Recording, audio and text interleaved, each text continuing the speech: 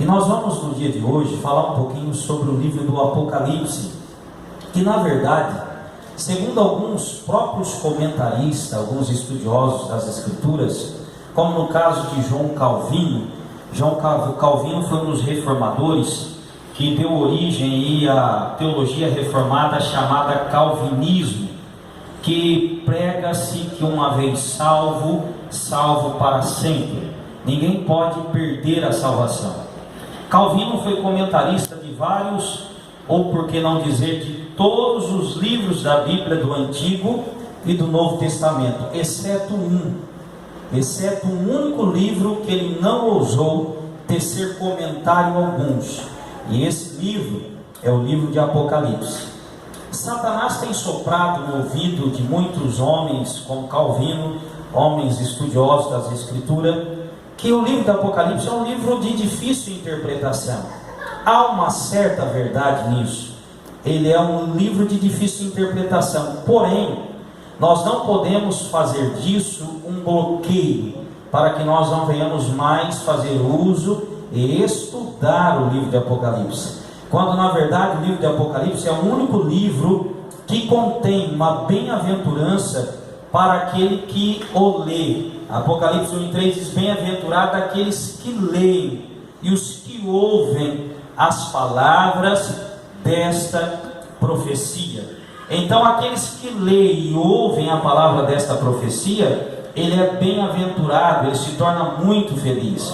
Observa que o livro de Apocalipse então é colocado em uma escala de alto grau de nível de importância dado por Deus. Ele diz: bem-aventurado ou muito feliz é aquele que lê e é aquele que ouve esta palavra. Você não vai encontrar isso em outros textos, mas você vai encontrar isso no texto de Apocalipse. Livro de Gênesis é o livro dos começos, onde você vai encontrar o começo de tudo. Começo da terra, porque existe o arco-íris, você vai saber dentro do livro de Gênesis capítulo 9. Você vai conhecer como que houve essa diversidade de línguas através de Gênesis capítulo 11, a queda da Torre de Babel. Então, livro de começo. Todos nós, na verdade, muitos de nós não somos preocupados com o nosso nascimento, mas nós somos preocupados com a nossa morte, com o nosso fim. A verdade é que todos nós temos essa preocupação. Cada um de nós quer saber o que acontecerá com o homem após a morte, para onde ele vai, como que ele está no dia de hoje. Quando nós vamos em culto fúnebre, está toda a família chorando, e essa pessoa às vezes não é cristão, e todo mundo começa: mas está bom, ele descansou, está com o Senhor. Por quê? Na verdade, não queremos imaginar que existe um lugar de tormento eterno preparado para Satanás e os seus demônios e para todos aqueles que não ouvirem e praticar aquilo que ordena as Escrituras. Então todo homem tem essa curiosidade, e o livro de Apocalipse ele vai nos escrever cada detalhe de todas as coisas. E quando a Bíblia diz assim, revelação de Jesus Cristo, e qual deu aos seus servos, observe uma coisa, que o livro de Apocalipse ele não é para ser esse paradigma, esse tabu, porque na verdade é uma revelação que Jesus deu aos seus servos, aos seus pequeninos. Você há de concordar comigo que a geração do dia de Apocalipse era uma geração que não tinha a tecnologia que nós temos hoje. Era uma geração que não tinha a internet, que você pode pesquisar tudo hoje na internet. Era uma geração que nós vamos aprender que nem livros para poder ler eles tinham. E Jesus, a Bíblia diz assim, que Deus deu aos seus servos, aos seus pequeninos. Jesus deu isso para nós. Mateus 11:25, quem é bom de Bíblia, lê aí para nós. Mateus 11:25. Nós vamos ler muito texto das Sagradas Escrituras.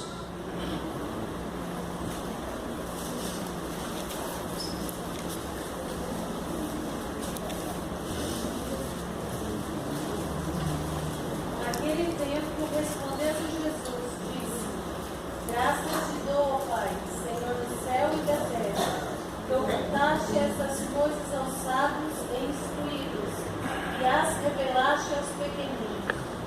Ou seja, irmãos e irmãs, você que está aqui, eu quero que primeira coisa, antes de nós entrarmos no texto, você é privilegiado por Deus.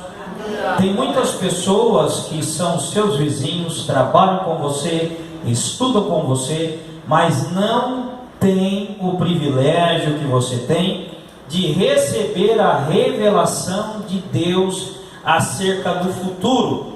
Quantas pessoas que estão lançando a sorte para saberem o futuro? Tem astrólogos, cartomantes, tem espíritas, tem agora dentro da psicologia tem um tal da regressão, que eles estão tentando saber por que a pessoa está sofrendo. A pessoa retorna a uma certa etapa da sua vida para poder encontrar, na verdade são ações diabólicas, mas nós temos o privilégio de saber tudo que acontecerá após a vinda de Jesus, ou as coisas que acontecerão até a sua vinda. Então eu e você, ainda que nós não temos faculdade, ainda que nós não temos nem o primeiro grau completo, nós somos bem-aventurados, porque Deus revelou tudo isso para nós. Só isso é motivo de nós louvarmos a Deus. Deus revelou para você.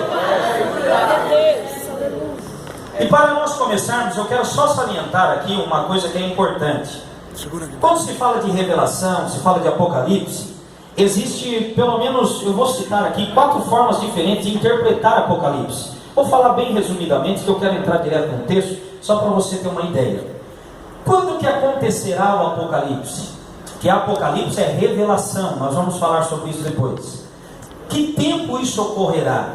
Existem 4 linhas, 4 escolas que colocam o tempo do acontecimento do Apocalipse dentro do seu conceito. Como por exemplo, existe a visão histórica. Essa escola diz que o Apocalipse aconteceu em cada momento da história humana. Então, tudo que está dentro do Apocalipse, eles acreditam que já aconteceu em um determinado momento da história.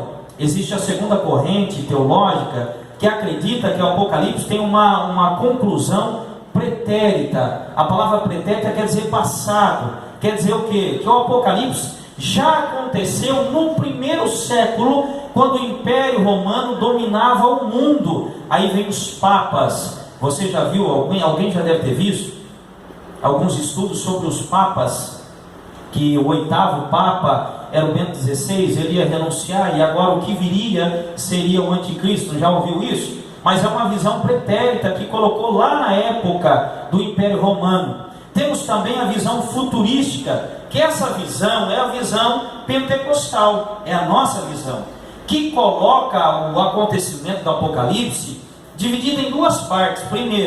Primeira parte, capítulo 1, 2 e 3 de Apocalipse, é uma questão histórica que aconteceu dentro do período do primeiro século da igreja, onde Jesus elogiou e advertiu as 7 igrejas da Ásia. Porém, a visão futurística, que somos aquilo que nós acreditamos, a Assembleia de Deus, a linha pentecostal, que a partir do capítulo 4, todos os eventos, todos os acontecimentos ainda vão acontecer, ou seja, são futuro. Então, quando você começar a ler Apocalipse, capítulo 1, capítulo 2, capítulo 3, já aconteceu. Quando você chegar no capítulo 4 ao 22, são coisas que ainda vão acontecer. Até aí tudo bem? Então a nossa visão é uma visão futurística. Tem também a visão simbólica, que ela não diz que não é nem histórica e nem futura, mas é uma visão que diz que todo o ensinamento de Apocalipse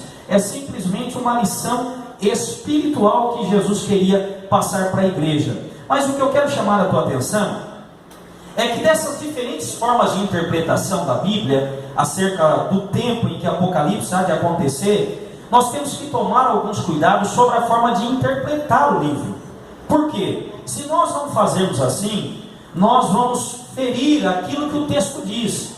Dentro da hermenêutica, existe 2 linhas de interpretar a Bíblia: a exegese é você entender o que o texto quer dizer, e existe a exegese, é você forçar o texto a dizer aquilo que você quer que o texto diz. Como, por exemplo, os homossexuais pegaram um texto em que, em 1 ou 2 Samuel, que Davi, o texto narra que Davi amou a Jonatas mais do que o amor de mulheres. Aí eles pegaram esse versículo, extraíram da Bíblia para formular uma tese de que Davi e Jonatas eram homens homossexuais. Então temos que tomar um cuidado para interpretar. Para isso, nós temos 3 formas de interpretar um texto. Primeiro, sentido literal. O que o texto quer dizer? O que o autor, quando recebeu a revelação do Espírito Santo, ele queria dizer com aquele texto. O que o autor queria dizer? Nós temos que entender isso, senão nós vamos formular um pretexto. Existe o sentido também, sentido simbólico. A simbologia, ela está impregnada dentro do livro do Apocalipse, mas também existe o sentido figurado. Pode deixar que eu vou explicar para você entender melhor. Abra a tua Bíblia para mim, vamos ler um texto para você entender o que é sentido literal, o que é sentido simbólico ou sentido figurado. Apocalipse capítulo 17 e versos 1. Quem achar, pode ler para nós. E veio um dos 7 anjos que tinham as 7 taças e falou comigo, dizendo-me: vem, mostrar-te-ei e a condenação da grande prostituta que está sentada sobre muitas águas. Para você entender o que é literal ou o que é simbólico, se eu perguntar para você, aí o texto está dizendo sobre uma mulher que está assentada sobre muitas águas. Se eu perguntasse para você, que águas são essas? Essa água é uma água literal, como essa que eu estou tomando a cada quanto tempo? Ou ela é uma água simbólica? Primeira coisa que podemos perguntar: há possibilidade de alguém se assentar sobre as águas? Não, exceto se você for no Mar Morto, você vai conseguir ficar sobre as águas sem afundar, por causa da salinidade, que é maior do que os oceanos que nós conhecemos, ou os rios. Na verdade, rio não tem sal, né? Mas nós vamos observar que lá eles flutuam. Mas, então, primeira coisa que eu tenho que entender, esse texto, essa água, ela é literal ou ela é simbólica? Você vai observar que o próprio texto vai esclarecer isso para nós. Alguém lê para mim o versos 15 do capítulo 17. E disse-me: as águas que viste onde se assenta a prostituta são povos, multidões e nações e línguas. Ou seja, é água literal? Não, mas é uma água simbólica, é uma simbologia de água. Então, quando ela estava sentada sobre as águas, não era a água em si, estado líquido, mas era sobre povos, línguas e nações. Aí nós vamos perguntar, mas então, quem é a mulher? Nós vamos deixar para quando nós chegarmos no capítulo 17. Então, entendeu até aí o que é simbologia e o que é literalidade? Então eu não posso pegar tudo e interpretar como uma literalidade, porque é você forçar o texto, é você formular um pretexto e você desarmonizar a escritura. Então é isso que nós vamos aprender, que tem coisas que é simbólicas, tem coisas que traz um sentido figurado e tem coisas que traz um sentido literal. Até aqui tudo bem? Posso perguntar, fazer uma prova, você vai tirar 10? Tranquilo? Amém? Então tá bom, agora vamos entrar em Apocalipse então. Glória a Deus, aleluia. Revelação. Ponto, vamos parar aí. O texto está dizendo revelação. Você observa aqui na tua Bíblia, tem a epígrafe, o nome do livro chama-se Apocalipse. Esse nome é um nome de origem grega, como se você pegar o primeiro livro da Bíblia, que é o nome Gênesis. esse nome é um nome em português, é um nome hebraico ou um nome grego? Quem sabe dizer? Gênesis é um nome grego, português ou um nome hebraico? Pode chutar, fica tranquilo. Se errar, responde de novo. Acha que é hebraico? Quem pode dizer outra coisa? Só para nós confrontar a afirmativa. Português? Então vamos lá, temos um português e um hebraico. Na verdade, o nome Gênesis é um nome grego. É uma tradução do hebraico Bereshit. Então o nome do primeiro livro lá no original quer dizer Bereshit. B, o prefixo B quer dizer no. Reshit quer dizer Gênesis. Então é o livro do começo. Quando a Septuaginta, que é a tradução do hebraico para o grego, foram traduzir o livro de Gênesis, eles colocaram Gênesis. Então Gênesis no grego é uma palavra que quer dizer começo, porém foi uma tradução do hebraico. Então quando nós olhamos Apocalipse, ela é uma palavra grega que tem um prefixo apo, que quer dizer o quê? Afastado. Calipsos quer dizer remoção, é você descobrir alguma coisa. Para que você possa entender o que é Apocalipse, é mais ou menos assim, ó. Quem já foi em uma inauguração do governo sobre alguma coisa? A nossa igreja aqui, quando foi, eu não sei se a igreja tem placa ali na entrada com o nome da diretoria, tem? Tem? Não tem? Só a data. Eu não sei se os irmãos que estavam presentes na época, eles colocaram um pano em cima daquela placa, e ao inaugurar eles retiraram aquele pano. Não sei se fizeram isso. Não? Mas Apocalipse é mais ou menos assim, ó. Quando um prefeito vai inaugurar uma obra, ou um escultor vai mostrar o seu trabalho, ele esconde o seu trabalho. Quando o livro diz Apocalipse, a sua tradução quer dizer o quê? É aquilo que estava oculto ser revelado. Então, todos os acontecimentos estavam ocultos aos olhos dos homens. Sem Apocalipse, nós não teríamos a ideia de como seria a consumação do século, porque estava coberto, estava escondido. Agora vem Jesus visitar João na ilha de Patmos, e ele vai dizer: João, eu vou remover o véu. Apocalipse, retirar o véu, descobrir aquilo que estava oculto. Até aqui tudo bem? Entenderam o que é Apocalipse? Amém. Amém? Então vamos lá. A palavra é revelação, não é mistério. Porque tem pessoas que falam: não, esse livro é um mistério. Não é mistério. Se fosse suncalúpito, quer dizer aquilo que está coberto, é o antônimo de Apocalipse. Mas a palavra é descobrir, tirar o véu. Ou seja, Deus vai descortinar agora para os simples, para nós. Existem promotores, juízes, governantes que não têm um entendimento acerca do futuro como você tem, porque o véu foi descortinado para você. Mas você pode perguntar: existem coisas que Deus encobriu e que não vai revelar para nós? Sim ou não? Sim. Sim? Dá um texto para mim entender esse texto. Leia para nós aí, vamos lá. Deuteronômio 29, 29. Então, as coisas futuras da consumação do século, Deus revelou em Apocalipse. Ou seja, tudo aquilo que precisamos saber acerca do futuro está aqui. Mas tem coisas que Deus não revelou ao homem. Lê para nós. As coisas encobertas são para o Senhor nosso Deus, porém as reveladas são para nós e nossos filhos, para sempre, para cumprirmos todas as palavras desta lei. Ou seja, pastor, então tem coisa que Deus não falou ao homem? Tem. Isto é mistério.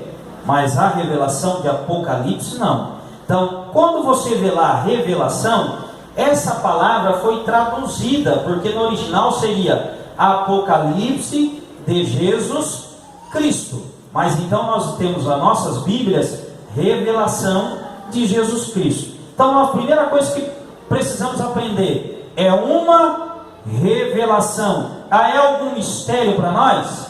Sim ou não? Não. Por quê? Já é a própria palavra, já abre dizendo: olha, a partir de agora é uma Revelação. Então vamos lá. Revelação de Jesus Cristo. Primeira coisa que vamos aprender aqui de Jesus Cristo é que o Apocalipse, algumas pessoas pensam e se enganam concernente a isso, que Apocalipse fala sobre o arrebatamento da igreja. Não fala sobre o arrebatamento da igreja. Vou mais além. A palavra grego que quer dizer arpazo, que é arrebatamento, retirado à força, essa palavra quer dizer, Paulo vai falar sobre isso, que num piscar de olhos, é como um átomo, a velocidade de um átomo, milésimo de segundo. Você não vai encontrar o livro de Apocalipse falando sobre o arrebatamento da igreja. Então, se alguém pensar, arrebatamento da igreja lá em Apocalipse diz, não sequer é mencionado uma só vez. Então, o propósito, com isso nós vamos entender que o propósito de Apocalipse não é falar sobre o arrebatamento da igreja. Na igreja não vai mencionar. Muitos estudiosos se perdem aqui por querer encontrar a igreja dentro do Apocalipse, e ela não vai ser encontrada, porque não vai falar sobre o arrebatamento, exceto, abra um parênteses aqui, no capítulo 2 e 3 de Apocalipse, que está as 7 igrejas da Ásia. Do capítulo 4 em diante, não se vê mais a igreja. Entenderam até aqui? Então não fala sobre a igreja, mas essa revelação fala sobre o quê? Olha o que o texto diz. É uma revelação de quem? Jesus Cristo. De quem? Jesus Cristo. Ou seja, vai falar sobre Ele. Tudo sobre Jesus, porque dele, para Ele, são todas as coisas. Então é sobre Jesus. Poxa, pastor, então o Apocalipse é a revelação de Jesus? Sim, tudo aquilo que Jesus vai fazer. Com isso, existem algumas vertentes teológicas, que tem a pré-tribulacionista, que somos nós, que acreditamos que a igreja não passará pela tribulação, porque nós entendemos que o livro do Apocalipse não é para a igreja. Mas tem uma linha de doutrina sendo pregadas por aí, que é a pós-tribulacionista, cujos batistas acreditam muito nisso, que a igreja passará pela tribulação. Existe a doutrina mesotribulacionista, que acreditam que a igreja passará por uma parte da tribulação. Mas também existe a doutrina do arrebatamento parcial, que quer dizer que Jesus virá buscar somente aqueles crentes que estiverem vigiando e orando. Então existem linhas diferentes que colocam a igreja antes do arrebatamento, colocam a igreja depois do arrebatamento. Não vou me deter nesse detalhe agora, que nós vamos entrar nisso mais à frente. Então a verdade é que esse texto fala da revelação de Jesus Cristo. Por quê? Jesus é a fonte de tudo. Entre Deus e o homem, quem é o mediador? Jesus Cristo. 1 Timóteo 2 e 5. Alguém bom de Bíblia aí acha rapidinho para nós. Vocês vão ficar expert em Bíblia aí. 1 Timóteo 2 e 5. Não sei se nós vamos colocar um programa ali para ajudar. Porque há um só Deus e um só mediador entre Deus e o homem, Jesus Cristo, o homem. Olha aí. Então presta bem atenção. A revelação é de Jesus Cristo. Por quê? Porque só há um mediador. Então o futuro da humanidade depende dele. Então a revelação é dele sobre ele. Tudo é sobre Jesus. A Bíblia, na verdade, ela é cristocêntrica. A Bíblia, ela gira em torno de Jesus. No Antigo Testamento apontava para ele. No Novo Testamento volta a se apontar para ele. Por que Jesus tem saído dos púlpitos da nossa igreja? Ele já não é prioridade mais. Na verdade, esse livro do Apocalipse devia ser o livro mais pregado na igreja. Por quê? Bem-aventurado aquele que lê e os que ouvem as palavras desta. Não é o livro de Jeremias, não é o livro de Isaías, não é a passagem do cego Bartimeu, mas é o livro desta profecia, o livro da revelação de Deus. Glória a Deus, aleluia. E a Bíblia vai nos dizer, por que a revelação de Jesus? Porque tem algumas coisas aí. Jesus vai passar, nós vamos aprender quantos ministérios existiam no Antigo Testamento. Quando eu falo de ministério, nós vamos falar sobre aqueles cargos mais importantes que Deus constituía ao homem. Quem lembra quais são os 4 ministérios mais importantes no Antigo Testamento? Quem lembra? Pode chutar. Hã? Não, pastor no Novo Testamento foi dado à igreja. Sacerdote, profeta, juízes. Tem mais um? Não, o mais importante que ele deu, e o primeiro que ocupou essa função, ele se desviou com pouco tempo: rei. Então, os 4 ofícios mais importantes do Antigo Testamento era rei, sacerdote, profeta e juiz. Mas tinha um detalhe: o rei, ele poderia ser profeta, ele poderia ser juiz, mas ele não poderia ser sacerdote. Então, o indivíduo, ele poderia ocupar no máximo 3 funções ministeriais. Samuel, ele era profeta, ele era juiz e ele era sacerdote. Mas ele era rei? Não.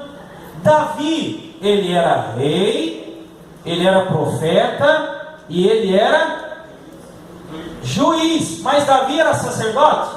Não. Então lá você vai ver que quando Saul, que era rei, ele foi profeta, porque profetizou quando entrou no rancho de profetas. Ele também julgou o povo de Israel. Quando ele viu que o povo estava se debandando e Samuel não chegava, e ele entrou em desespero, quis sacrificar o que Deus fez com ele, rasgou dele o seu reinado. Por quê? Só existe um ser que ocupará, que portará todos os ofícios ministeriais do Antigo Testamento. E esse ser é quem? Jesus. Então vamos ver se Jesus, ele vai ser tudo isso.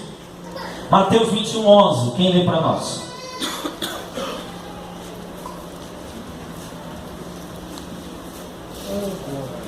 E as multidões clamavam: este é o profeta Jesus de Nazaré, da Galileia. Ou seja, Jesus, enquanto ele estava em terra, palmilhando a face da terra com seus discípulos incansavelmente, ele foi reconhecido como um profeta.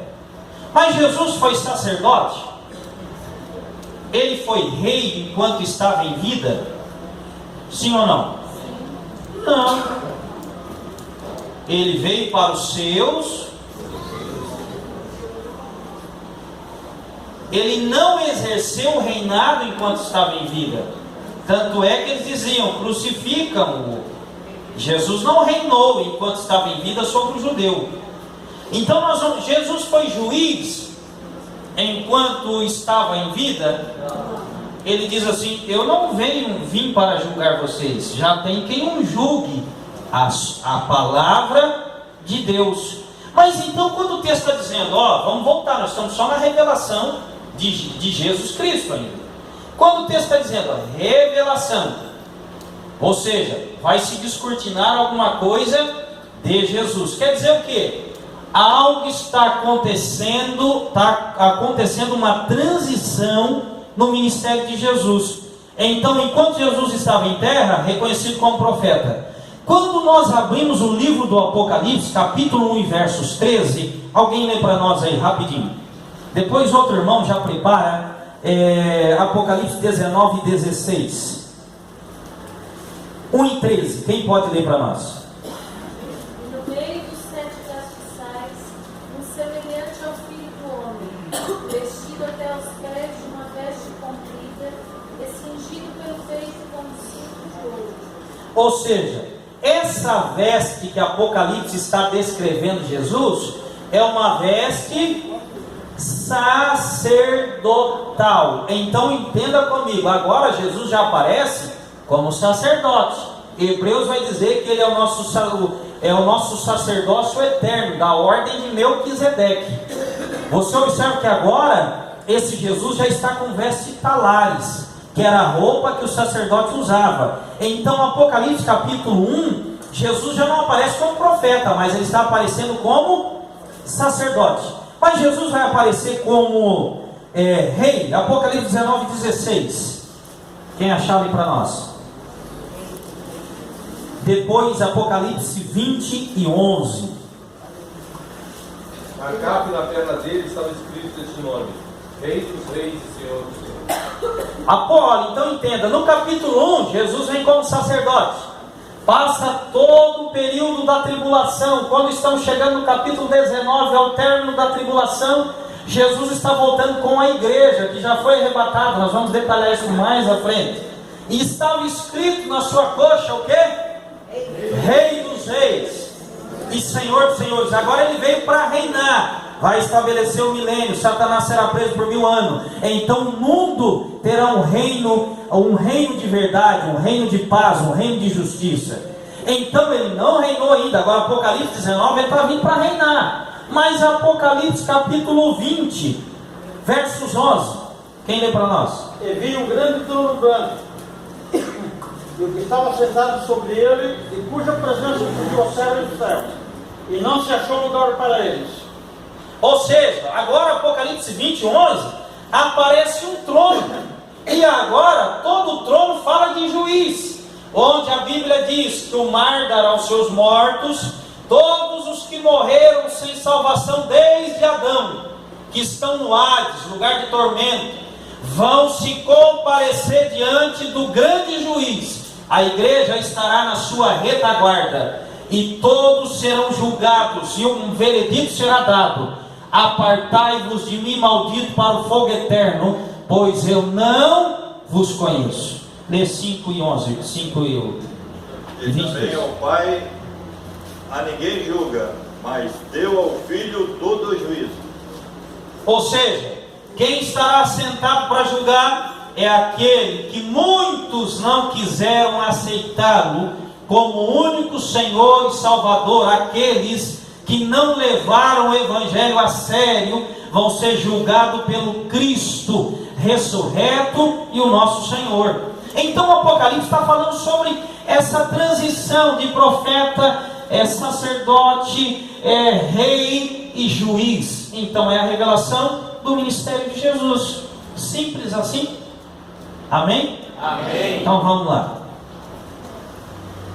Se eu perguntar para você, revelação de Jesus Cristo, por que esse nome Jesus Cristo? Quem pode me dizer por que Jesus Cristo? É um nome e sobrenome? Sim ou não? Não? Como tem aquele texto que alguns irmãos se confundem às vezes. Estava pregando um obreiro, e ele foi pregar sobre a filha de Jairo, e ele disse assim, e a menina Talita Cumi, que ele pensou que era o nome e o sobrenome da menina, mas era uma palavra em aramaico, que traduzido é: menina, a ti te digo, levanta. Então, quando o texto está falando sobre Jesus Cristo, existe uma verdade profunda aqui. Será que teria problema o autor escrever a revelação de Cristo Jesus, o inverso? Será que tem algum problema nisso? Sim ou não? Tá, pastor, não pode ser Cristo Jesus? Pode. A ordem dos fatores altera um produto? Não. Mas e na Bíblia? Sim. Na Bíblia sim. O tradutor não podia colocar revelação de Cristo Jesus. Por que não, pastor? Primeiro, porque quando fala de Jesus, está falando sobre a humanidade dele, sobre aquele que não teve usurpação, ser igual a Deus, mas antes aniquilou a si mesmo para tomar forma de homem, para ser obediente até o fim. Então, quando fala de Jesus, está falando sobre o que João descreveu no Evangelho de João, capítulo 1. No princípio, era o quê? E o Verbo se fez e habitou. Então está falando sobre o processo da descida, da humilhação que Jesus sofreu por tua causa. Então ele é Jesus, o seu nome. Não pode ser Cristo primeiro, tem que ser Jesus. Eu pergunto para você, Jesus era um nome comum? Sim ou não? Bem comum, bem comum. Do grego Jesus, que é traduzido para nós Jesus, mas da tradução do grego Jesus foi traduzido do hebraico Yehoshua, que é no original Josué. Então quando Josué, você encontrar Josué na Bíblia, está falando sobre Jesus, sobre Yehoshua, que é o nome de Jesus. Quando traduzido para o grego ficou Jesus, quando traduzido para o português ficou Jesus. Mas é um nome comum? Sim. Havia mais ou menos, segundo alguns estudiosos, quando Jesus nasceu, mais ou menos 60 Josué na região, 60 Jesus na região. Aí você vai entender por que Bartimeu, ao clamar por um pedido de misericórdia, ele disse assim, o que Bartimeu disse? Por que ele disse Jesus, filho de Davi? Para diferenciar dos outros. Para diferenciar Jesus dos demais. Por quê? Quando ele diz Jesus, filho de Davi, havia a promessa que da raiz de Davi descenderia o Messias. Então do rebento sairia o Messias, da descendência de Davi. Então quando ele está dizendo Jesus, filho de Davi, ele está dizendo, tu não é um Jesus qualquer, tu não é um Jesus da esquina ali, tu és Jesus, o Cristo. Jesus, certa feita, ele chama os discípulos, ele se preocupa, porque tem pessoas que misturam Jesus com qualquer um. Não, nosso Jesus é diferenciado. Não é o Jesus da Igreja Católica Apostólica Romana, que está morto, sofrendo e vai sofrer a vida toda, e sempre com um ar triste de sofrimento. O meu Jesus não é aquele Jesus.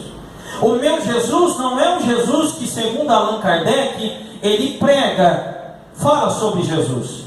O meu Jesus não é um Jesus que a Legião da Boa Vontade, a LBV, prega no seu programa televisivo. Não é esse o meu Jesus. E nós temos que saber quem é o nosso Jesus. O meu Jesus não é um Jesus que falou que o caminho, como foi falado aqui, é largo, espaçoso, né? Que conduz à salvação. Não, meu Jesus, ele diz, quem quer ser o meu discípulo? Ele faz uma pergunta. Fica todo mundo em silêncio. Aí alguns todo eufóricos, eu quero, Senhor, eu quero. Ah, vocês querem? Então tem uma coisa, neguem-se a si mesmo. Primeira coisa.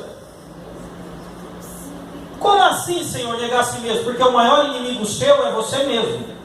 Aleluia.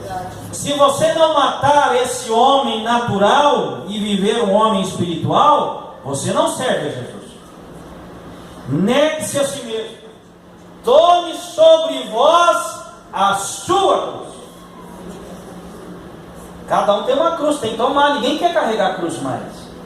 Ninguém quer sofrer mais em prol do Evangelho. Ninguém, traduzindo em miúdos, quer pagar o preço. Só querem aquele negócio dos 6 horas. 6 horas por mim, vocês vai orar, irmão. Vai amanhecer orando a Deus. Glória a Deus. Só traz papel e pedido de oração, não.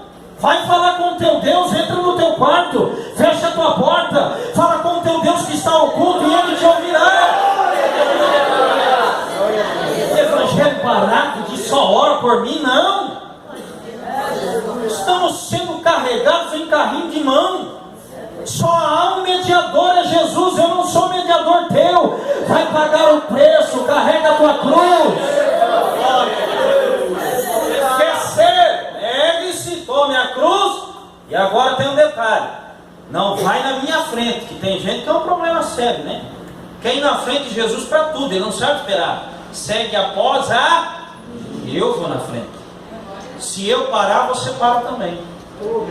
Sabe aquele negócio de entrega o teu caminho, o Senhor confia nele, ele fala, pega aqui, ele entrega. Daqui a pouco Jesus começa a dizer, não, você está aqui que eu vou resolver esse negócio, está doido, demora demais. Não é assim? Então, a Bíblia vai nos ensinar que esse nome Jesus era um nome comum, mas tem aí um artigo, Jesus o Cristo. Certa feita ele pergunta para os discípulos, o que eles estão dizendo de mim aí? Eu estou andando por aí, eu estou querendo saber. O que a turma está falando de mim? Ah, Senhor, estão dizendo que tu é Elias, que tu é Jeremias, ou um dos profetas. Ah, eles estão dizendo isso? Estão, Senhor. Mas Jesus não quer saber o que o ímpio pensa dele. Tem pessoas que pensam que Deus está preocupado com o que o ateu pensa dele. Não, Deus não se preocupa com isso. Quando os discípulos disseram isso para Jesus, diz que é Elias, Jeremias ou um dos profetas, ele olha para os discípulos e diz assim, tá, eles estão dizendo isso, mas e vós? Quem dizes que eu sou? Porque eles não importam, agora eu quero saber vocês. Quem vocês dizem que eu sou? Pedro olha para Jesus e diz, tu és o Cristo, o Filho do Deus vivo. Ele olha para Pedro e diz assim, bem-aventurado é tu, mas Jonas, que não revelou o meu lado humano, Jesus, mas revelou a parte espiritual, o lado divino. Glória a Deus, aleluia. Eu não vou ter como, eu acredito que vou ficar só aqui, que não vai dar tempo. Mas só para nós entendermos aqui uma coisa. Tem pessoas que não reconhecem o Cristo Jesus. Ele é Jesus, mas ele é o... Se Jesus é o Cristo, então nós teremos que olhar Jesus como uma visão, que segundo Orígenes definiu como Theos Antropos, quer dizer, Deus, homem. Se eu perguntasse, a tua fórmula sanguínea qual que é? A positivo? É? A positivo, a sua? O positivo? A minha eu nem sei, eu pergunto os outros, mas a minha eu nem sei. Qual que é a minha? Você não sabe também? Meu Deus, qual que é a tua? A positivo? Então tá bom. Se eu perguntar para você, qual é a fórmula do sangue de Jesus? Será que é A positivo ou A negativo? Qual é a fórmula do sangue de Jesus? Será que nós conseguiríamos responder isso? Mas para nós não, porque tem coisas que não adianta querer achar cabelo novo, né? E nós vamos acabar tudo no manicômio. Quando nós aceitamos Jesus, eu comecei, poxa, de onde que Deus veio, né? Como é que Deus ficou tanto tempo sozinho, sem criar alguma coisa? E comecei a ouvir que o motor começou a esquentar. Senão você vai acabar no manicômio. Porque tem coisa que não adianta tu querer voltar muito, porque o homem infinito não consegue pensar na infinidade de Deus. Não tem como pegar Deus e esquadrinhar ele aqui dentro da igreja. Não tem como. Deus é um ser supremo. E quando se falamos da fórmula do sangue de Deus, se tivesse uma fórmula seria HDDH. O que é isso, pastor? Homem, Deus, Deus, homem. Essa é a fórmula do sangue de Jesus. Ou seja, traduzindo, Jesus não é 50% Deus e 50% homem, porque senão nós falaríamos sobre a infabilidade de Jesus. Tá, pastor, se Jesus, como é que é isso então, essas duas naturezas? Ele não era 50% homem e 50% Deus? Não. Como definiríamos Jesus? Ele era 100% homem e 100% Deus. Pronto. Partindo desse princípio, um certo diácono me perguntou uma vez se Jesus sentia desejos sexuais, porque as mulheres andavam junto com Jesus. Certa feita Jesus está com os discípulos e diz assim, pararam perto de um poço, ele chama os discípulos e diz assim, vocês vão lá na cidade comprar comida. Jesus fica sozinho no poço, descansando. De repente vem uma mulher apanhar água no poço, e a mulher, a fama dela já não era muito boa, e ainda era uma mulher samaritana.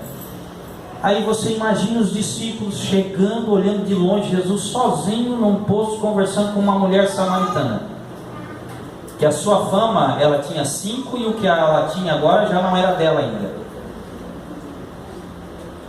Tu pensa que às vezes os discípulos não pensaram coisa errada de Jesus?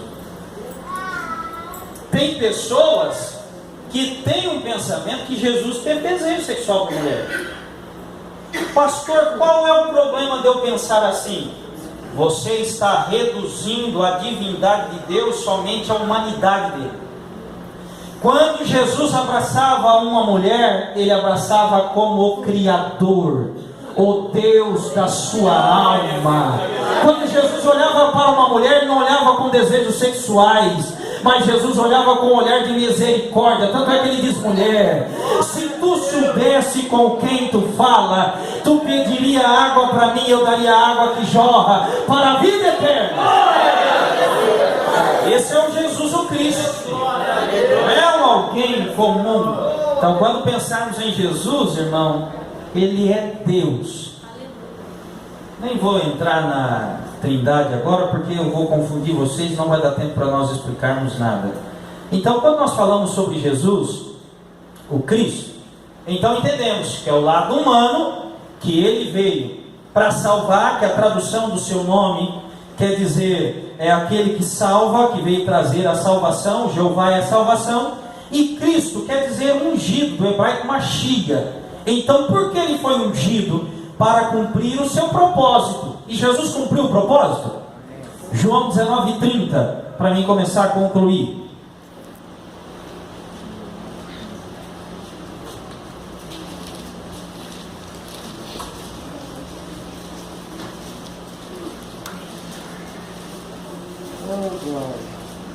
Quem achar pode ler.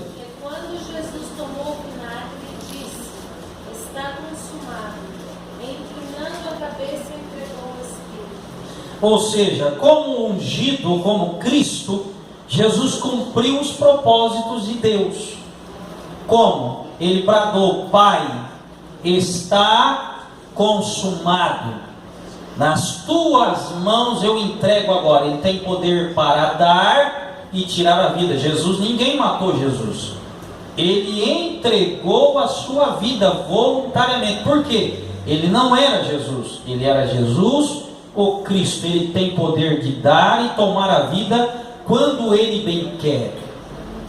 E nesse texto aí, quando ele diz Pai, está consumado, rasga-se o véu.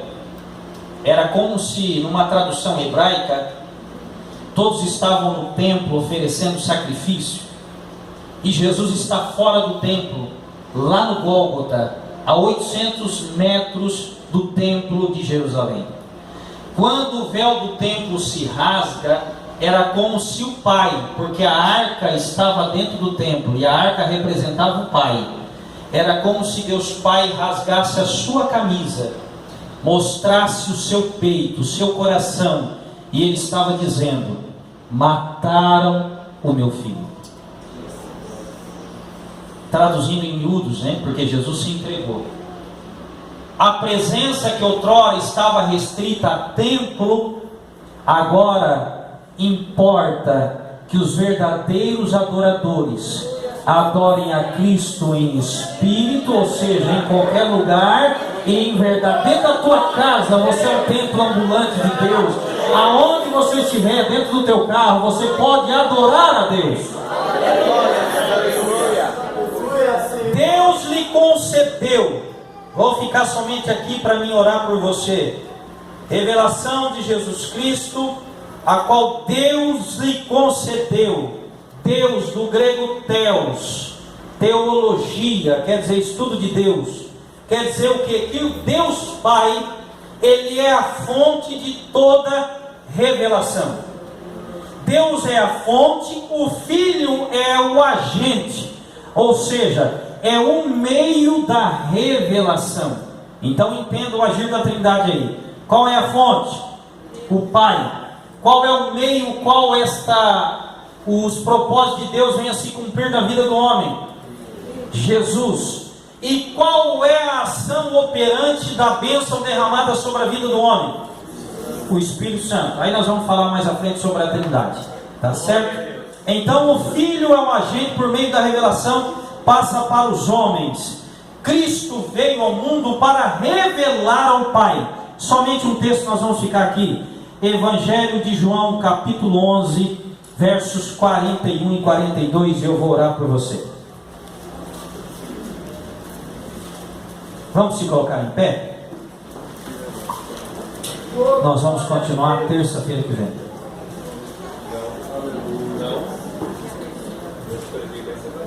Vai ser mudada. Evangelho, mas obrigado, tá? Evangelho de João, capítulo 11, versos 41 e 42.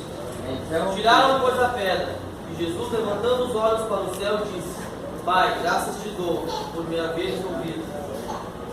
Pode continuar, 42. Eu bem sei que sempre me ouves, mas eu disse isso por causa da multidão que está ao redor, para que creiam que tu me enviaste. Ou seja, enquanto Jesus estava em vida, ele revelava o Pai. Tudo que ele fazia, ele trazia glória para o nome do Pai. Quando agora o Apocalipse, revelação de Jesus Cristo, ao qual Deus lhe deu, quer dizer o quê? Que agora Deus vai fazer a revelação do Filho. Então quer dizer, quando Jesus estava em vida, ele revelava ao Pai. Quando Jesus ressuscitou, agora Deus vai trazer a revelação do seu Filho, o seu unigênito amado. Glória a Deus. E isto é o livro do Apocalipse. Apocalipse tem tanta coisa boa que, poxa vida, tem tanta coisa. Isso que eu sou limitado. Imagina esses homens que andam por aí. Apocalipse são livros que são preciosidades para a igreja. Por isso você passa a estudar, a ler e a entender o livro de Apocalipse. Você está feliz por poder ler alguma coisa e ouvir acerca do Apocalipse? Vamos amar mais este livro que Deus lhe concedeu. Não vou mais além de